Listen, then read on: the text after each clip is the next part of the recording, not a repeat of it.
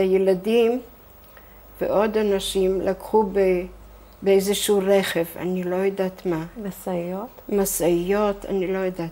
והיא אמרה לי שאני אלך לכפר הזה שבו היה המחנה. וכשרק התחילה המכונית הזו לנסוע, אני קפצתי. מאיפה היה לך אומץ? לא יודעת. כי היא אמרה לי שאני אברח, ואז לה היא גם תוכל לברוח. הילדים האחרים היו ילדים בגילך בערך? אני חושבת. זה היה כבר בזמן נסיעה איכשהו, אני לא ממש... ופתאום פשוט טיפסת לה... עברתי ונכנסתי לתוך, אני רואה נגד עיניי, את השער הזה שנכנסתי לתוכו. שער של בית? של בית, כן. שער כזה של ברזל. רודפים אחרייך? יורים אחרייך? לא, לא קורה זה היה כלום? איכשהו, לא. ואני נכנסת שם וחיכיתי שוב הרבה זמן, עד שהחלטתי להתחיל ללכת. לא יודעת איך חשבתי להתחיל ללכת, והתחלתי ללכת לכפר הזה. אותו כפר? אותו כפר, כן, איך הוא נקרא? בירזוביצה וילקה. התחלתי ללכת לשם, אבל זה היה בכל זאת יותר רחוק ממה שחשבתי.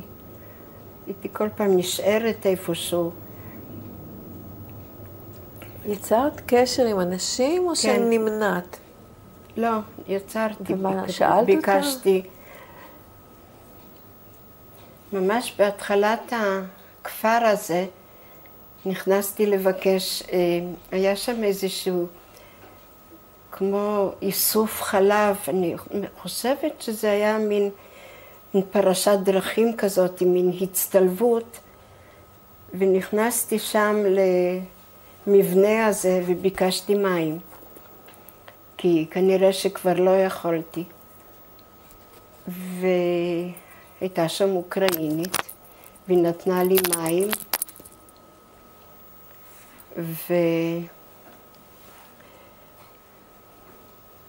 היא גם הורידה ממני, הייתה לי שרשרת והיו לי עגילים, וטבעת לי היה באדום, אותו דבר לאחותי היה האבן בכחול, אני זוכרת בתכלת, והיא פשוט תלשה ממני את זה.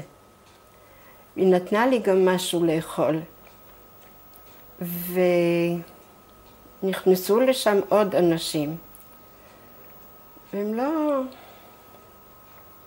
הם באיזשהו שלב היא אמרה לי שאני אחכה. ואז אלה שנכנסו, הם אמרו לי תברחי כי היא הלכה למשטרה. או אני לא יודעת מה. ואז אני ברחתי באמת. כשהגעתי ממש לכפר, הייתי הולכת מבית לבית ומבקשת, מספרת את הסיפור.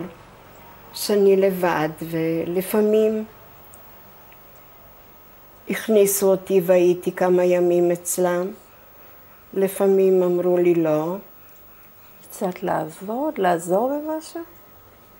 כן, הם נתנו לי לעבוד, והם אמרו שאני בטח יהודייה, כי אני מטאטה בכיוון שונה. אני לא זוכרת מה היה צריך להיות הכיוון שטיטטי. גם פעם תפסו אותי נערים והרביצו לי, כמובן מכות רצח. למה? כי הם הבינו שאני יהודייה. והיא אמרה לי, תלכי לסוף הכפר שם, יש שם בית כנראה בודד, הוא היה משהו כזה.